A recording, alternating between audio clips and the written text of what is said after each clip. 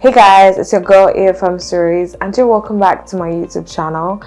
And today I'm going to be making a video about how you can get a scholarship without a first class. So this video is especially useful for people that have a second class lower degree or a second class upper degree or even a third class degree.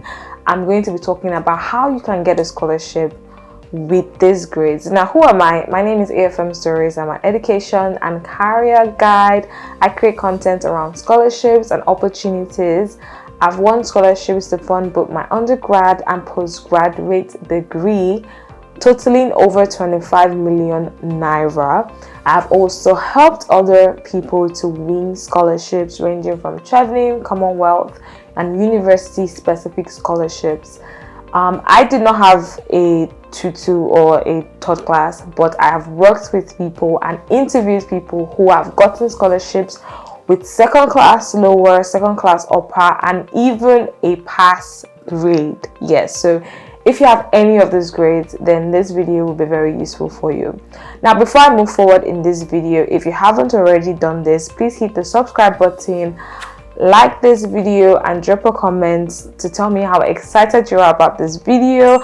And as this video progresses, also let me know what you think about it, and if you have any other suggestions or video requests, please let me know. So let's go straight into the video. So what's the first thing that I want you to do if you have any of these grades and you want a scholarship is to understand that you have these grades does not mean you can't get a scholarship, because if you believe you can't get a scholarship, you're already defeated. So take it out of your mind that it's not possible. I have some videos on my channel with people that got a 2-2. I'm going to link them to this video because I want you to know that it's actually possible. There's someone on my channel that won the Chevling scholarship with a 2-2. I know someone that won the Chevling scholarship with a pass. I know people that won a Erasmus scholarship, Commonwealth scholarship, many scholarships with a 2-2. I will even do a video about list of scholarships you can win with these grades. So if I already have the video up at the time you're watching this video, I will link it in the description box below. But if it's not already out, then look out for that video. So yes, you can get a scholarship. That's the first thing. The next thing is avoid scholarships that are specific about academic merits being the judging criteria. So there's some scholarships that are just basically because of your academic abilities. Like, they don't judge you based on your experience, they don't judge based on anything else. They just want people with a very high first class degree. Those scholarships are even extremely competitive for people that already have a first class, talking to someone that doesn't even have that grade. So don't bother about that, those kind of scholarships. Don't even spread your efforts to them, because you applying for them is you wasting your efforts and you letting them take away the opportunities that other scholarships can have for you. So if you have this grade, focus more on scholarships that say 2-1 and above. Even if you have a 2-2, you can still apply for those scholarships. Focus on scholarships that say 2-1 and above, or don't even specify the grade. So they focus more on experience. Scholarships that talk more about people that have professional experience. Scholarships that stress, in addition to your academic grades, professional experience, volunteering experience, other experiences. Those are the kind of scholarships that you want to apply for. And so yeah, those are kind of scholarships that you should seek for. So I'll say that once you've understood your situation, the next thing is to look for scholarships like that. Now I'll have a video on that which is going to help you, but you could also start doing your research. So scholarships for professionals, experience-based scholarships, scholarship for development professionals, volunteering professionals, and it doesn't have to be development. There are many courses you can win scholarships for. So yeah, focus on experience-based scholarship. Now, beyond those focus on experience-based scholarships, you actually have to have the experience. And so that's why I'll say that if you have any of those grades, especially a 2-2 or a pass, it's very important that you build your work experience. Now, there's no one way to build your work experience. There are multiple ways you can build your work experience. You can do this through volunteering in any kind of organization. It doesn't have to be a development organization. It can be a development organization, but you can also use any organization relevant to the field of study that you want to study. So intimidate them with your work experience. So volunteer with organizations, try to get jobs with relevant organizations in your industry.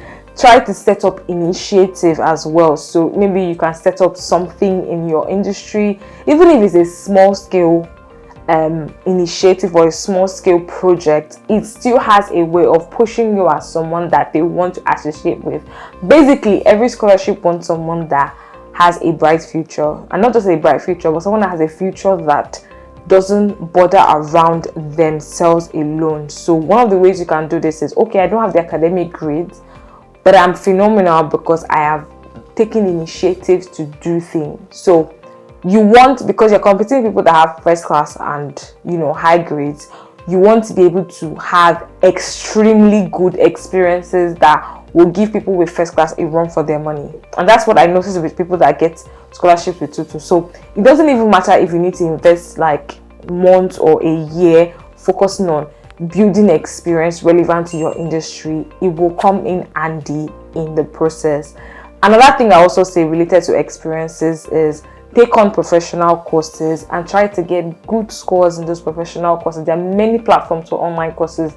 Show them that yes, you didn't get you got an average grade in school, but you are committed to learning, and so you've been taking online courses, you've been developing yourself, you've been learning, and so even in your application, you show them that you're very knowledgeable about the field that you want to go into. So they're like, oh yeah, maybe the person didn't get a good grade or good enough grade in uni, but this person is really committed to academic learning. Another way you can also boost up your chances is through writing academic papers. Though I don't think that this is the easiest thing, but it is worth trying. But even if you don't have academic papers, you can still get a scholarship.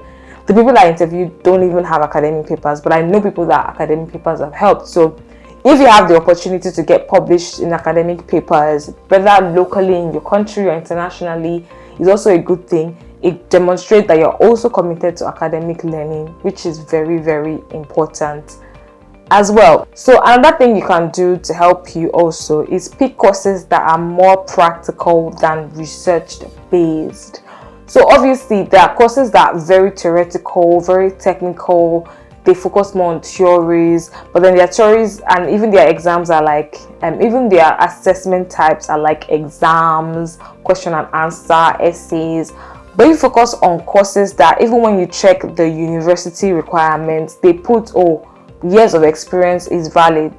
Those are the kind of courses that you want to go for, because those are the kind of courses that they even focus more on your experience. For example, courses like MBAs, they focus on experiences. They allow you don't have to have the highest grade, you don't have to have a theoretical background. You can do those courses. And even if you want to do courses that are research based, like I said, academic papers, work experience, and professional courses help you to show that you've been developing yourself in those fields.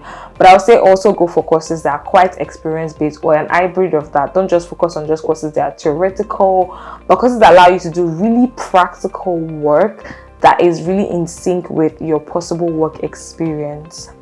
Another point I'll say is also pick a very unique industry. Like, I cannot overemphasize this. Now, there are different things that run through the minds of scholarship providers. So there are different criteria that they judge students on. Obviously, academic grades help, but there are other parameters. So experience, which is what I've been stressing, but also relevance of the course to what they're doing. So ensure that your industry, number one, is very relevant to what the scholarship provider wants. One of the best ways to know what is relevant to them is check through their website, check their the purpose of the scholarship, their priority areas, search for past scholars that have won that scholarship that you want. What were they doing? What courses did they study? That will give you an indication of the kind of industry that they're interested in or the kind of difference you can bring. And then pick an industry that is uncommon. So don't pick courses that are very generic that everybody's going to want to study. Though if you want to study those courses, I'm not saying that you can't get the scholarship to study them. It's just that obviously the other parameters, you have to push yourself to the very zenith. But I will say that if you can pick an uncommon course, please pick an uncommon course, because it just having something that is unique from the crowd literally just gives you a boost. So pick industries that are not generic. So lately there are certain courses that are just really, really common. Like, even you will see everybody studying the same thing, the same title of the course, the same industry, the same everything, the same problems. But when you come with a difference, it also helps you really well.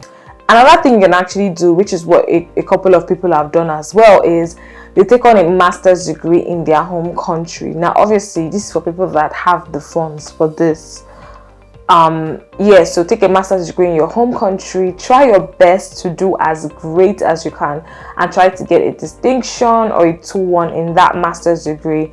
Obviously, I won't say do the exact same course that you want to study, because it kind of looks like, oh, you don't need the scholarship, but do it in a field that is quite relevant but would serve as a hybrid or a transition course, or a general course or a foundation course for the masters that you want to study. So by doing that masters, you're showing that you're committed to learning, and obviously you want to develop yourself for that, but it's also a way for you to redeem yourself, and then it's also a way for you to show your commitment to academic learning and all of that. And so even beyond that as well, you might even just do another masters, or maybe you just do a PhD as well. So you might even not even want to do another master's. Though some people have done that for another master's, but this is not compulsory.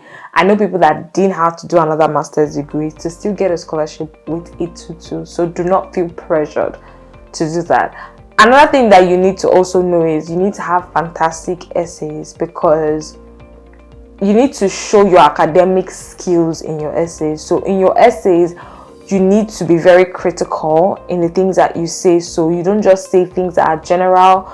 You don't give generic answers like, oh, okay, I think there's a problem somewhere. You are specific about the issue that you're talking about. You're specific about the names of the issue. You bring on industry sources. So you should have been well read in the industry you want to study. So go read out publications from reputable journals, even from professors in that field, and then bring on all of those things you've read around into your essay, or publications on the industry, statistics on the industry, just showing them that, yeah, you had an average result, but you have the academic skills, you have the drive, you have the passion. So ensure that you write a fantastic essay. I have a lot of videos on how to write fantastic essays, so I will link that in the description box below. But your essay has to be 100%. Like, obviously you have to do really well. Another thing as well is you have to ensure that your referees stress on how intelligent you are. They stress on how in the workplace, so if maybe one of your referees is a work person, they stress on how a professional person, they stress on how in the workplace you have great initiative, you brought great ideas. They stress on your academic skills, your research skills. Ensure that your referees promote your academic capabilities. I feel like that cannot be overemphasized. That is very, very important as well. So just ensure that in every single aspect of the application, even in interview as well, ensure that your intelligence shines through and the only way you can do that really is to prepare adequately. So prepare, come armed with data, come armed with insights, be well read in your industry, and fight for it. Above all, I'll say that among all of these tips, to be honest, the most important that would help you to get a scholarship without a first class is your experience. You cannot compromise on the power of having an amazing work experience, like the power of doing a lot in your industry, the power of volunteering. Like, you don't have to do all of them. You can do one, like detailed volunteering, coming up with initiatives, the power of creating something in your industry, just showing that you are someone that is phenomenal, and also your career plan, showing them that you have well thought about it. It is clear, it is specific, it is really focused. So it's not a generic career plan, it is very unique as well. So the problem you want to solve is unique. It's not something that anybody can just think of, like, oh, okay, I want to solve poverty, so I'm going to just do this policy and stuff. You have to ensure that you dig deeper, because you're competing with other people. Now my point is, the whole point of everything I'm saying is you can't get a scholarship with a 2 or a 2-1 or a third class.